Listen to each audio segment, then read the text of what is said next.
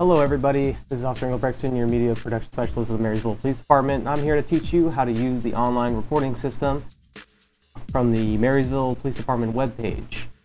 First things first, you're going to have to point your browser to www.marysvillepd.org.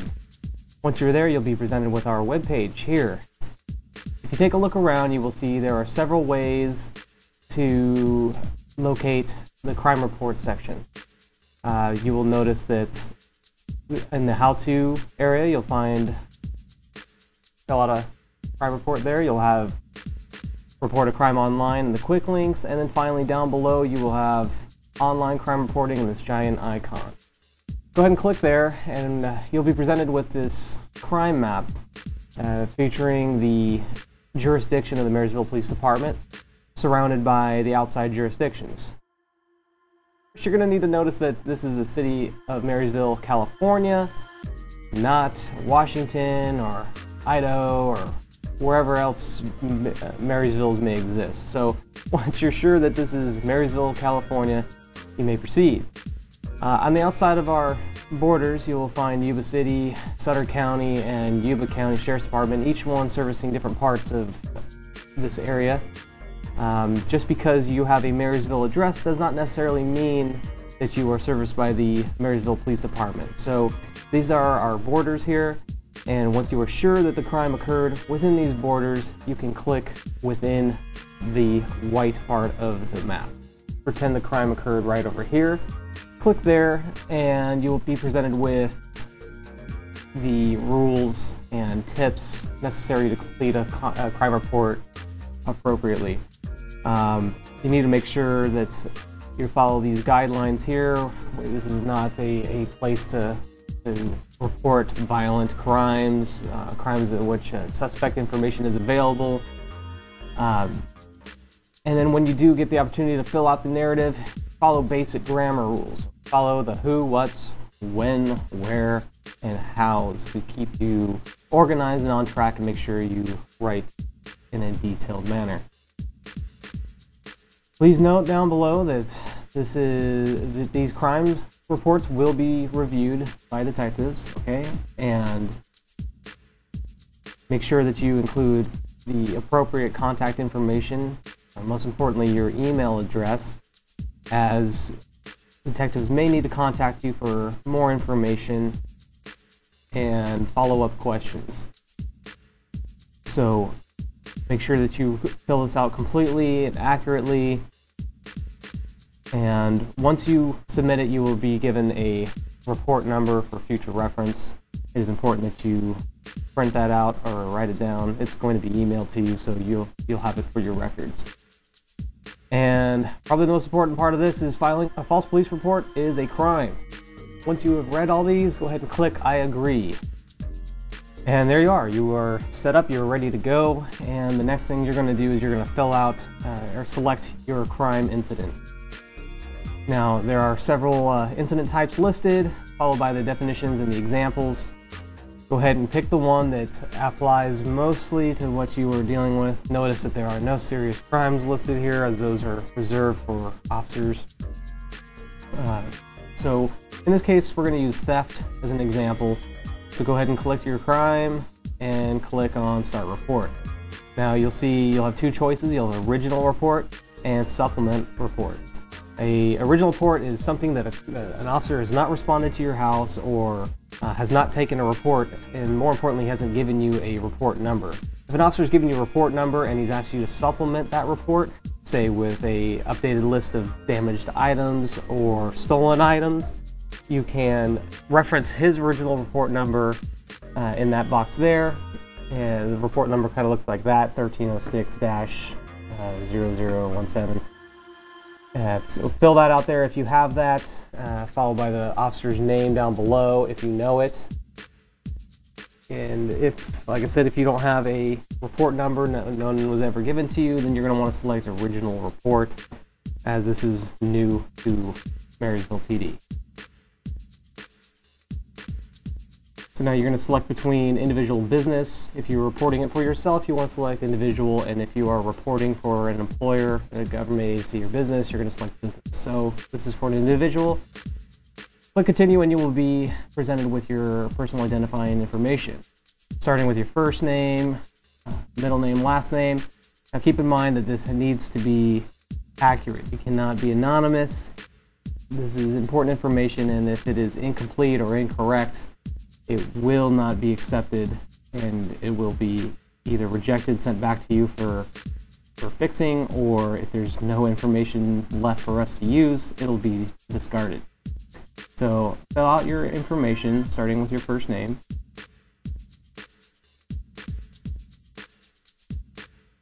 And your last name.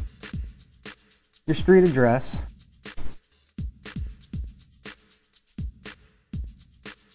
Complete with the zip code. Phone number. Complete with area code. Your email address, probably the most important part of this entire thing. Confirm your email address. If you have an employer information, that's also something you want to add in there. Just another way to contact you if we have additional information.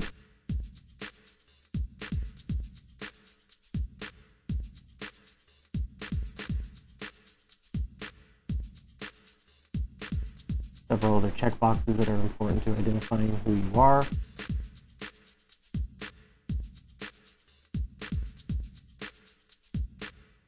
Now, although your ID type is not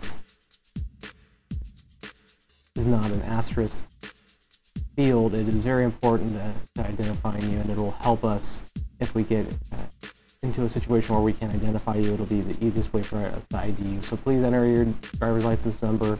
That's probably the easiest way, keeping in mind that the California ID card number is the exact same number as your driver's license number. So go ahead and fill that out. Select your eye color and your hair color, and once you have double checked that every single field with an asterisk has been complete, go ahead and click continue. And now we're going to be filling out the address where the incident occurred. If this happened at your house, go ahead and click this link right here and it'll auto-populate that field for you with your home address. If not, go ahead and just type in a different address where it occurred.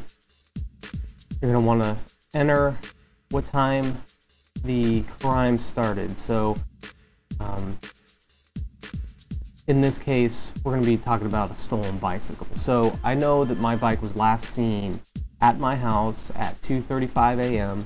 and when I came home and noticed it missing, it was a short time later. So in this case, same day it occurred, and let's say it was an hour later that I came home and realized that my bike was stolen. So now we have a kind of a time frame of when this crime occurred. The location type was a residence. This happened at my house, and now we were presented with the narrative, and this is where we're going to type in what occurred. Now, as I said earlier, you're going to want to cover some of the who, what, where, when, whys, and you're going to want to follow some basic grammar rules. So organization is the key. You don't have to be perfect, but sometimes just a little bit of organization goes a long way. So in this case, we're going to start it out with the date this occurred and what time it happened. And we're going to give a short narrative of what occurred. So I arrived home from work and noticed that my bike was missing. Okay, so we know that a bike has been missing. We're not established whether or not a crime occurred yet. So we're going to type in, I saw that someone entered my side yard and took my bike. Okay, so we've made an assertion that a crime has occurred. Somebody has entered the side yard of my house and took the bicycle that was in there. We're going to kind of establish that time period in which it occurred. So I'm going to say I left home at 2:35. My bike was there.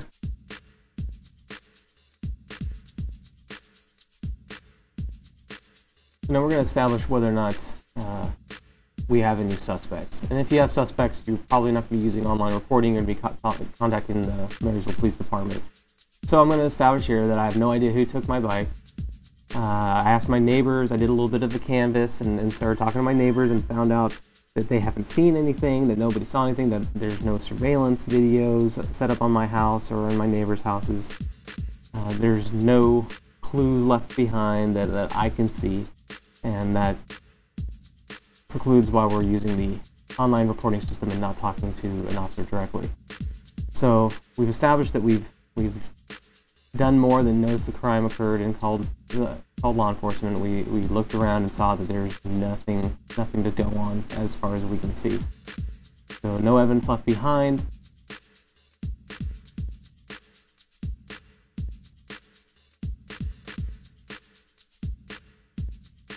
Notice that I'm not putting property information into the narrative because there is a tab coming up next that covers the property that I'm going to be doing. So once I've reviewed that I've covered the who, what, where, when, whys, and I'm confident that this is enough information, I'm going to click continue and we're going to go to the property section. In this case, somebody stole a bicycle. Keep in mind that there are a lot of different categories here, and some things may fit and others may not. There is a catch-all, and that would be miscellaneous, right down here. We want to try to avoid miscellaneous if we can. If there's a more applicable section, we want to use that, but if we can't find anything else that fits, then miscellaneous would be the case. In this situation, somebody stole my bicycle, so I'm going to select bicycle, and this is where keeping good records on my property comes in handy. I know my bike was a Fuji. The model was an Absolute 1.4. It was a red bicycle, and I wrote down my serial number. In fact, I keep good records of these things. I keep the serial number in my computer, and those of you who have smartphones, take a minute to take them around your property and take photographs of your serial numbers. It's probably the easiest way to keep track of that. Everyone has a smartphone these days, at least a digital camera, some way to just photograph it. You don't even have to write it down anymore. And then there's another field here, owner applied number. This is going to be something that you apply to the bike yourself. So this is what I do. I apply my driver's license number to all of my property. Now, any officer that comes across some property that they think may be stolen and looks at it and finds a number engraved or etched in some way at the bottom is going to investigate that number. If they see a number that's similar to a driver's license number, then they're going to recognize that number. So I etch all my property with my driver's license number. So here's my number, and any officer that sees that number is going to recognize it as a driver's license number, run it, and they're going to have immediate results on who this bike belongs to. So I thought ahead and etched my driver's license number into my bike. So we're going to enter how many were, in this case, were stolen. I only had one bike stolen. The market value of my bicycle is roughly $600. And now we're going to fill in some descriptions on your property, and obviously you've already listed the make and model, so let's put in information specific to our property that didn't have a field above. So in this case, it's a 21 speed men's hybrid flat bar bicycle. It was a 19-inch frame. And you can put some specifics. You have a broken reflector, or a basket, a bell, anything that'll help identify it. That'll be useful. We continue and review the property that has been listed. Now, notice that you can modify or delete the property, and then also you can add property. So if you have another item that was stolen, say a bicycle pump or some other item sitting next to the bike that was stolen, you can now add additional property. Once you're done, hit continue, and now you have an opportunity to review everything. So go through the entire list of property here, making sure that you didn't leave anything out. Make sure that your identifying information is correct, your contact information is accurate, and once you are satisfied that everything is correct, you're going to click Submit Report. And once you click Submit Report, it's going to give you a notice saying that your report has been submitted. It's going to be reviewed by detectives, and once it's been approved, if there are no questions from the detectives, once it's been approved, an email will be sent to the email you listed here, and you will have an attached report number in a PDF file with that email.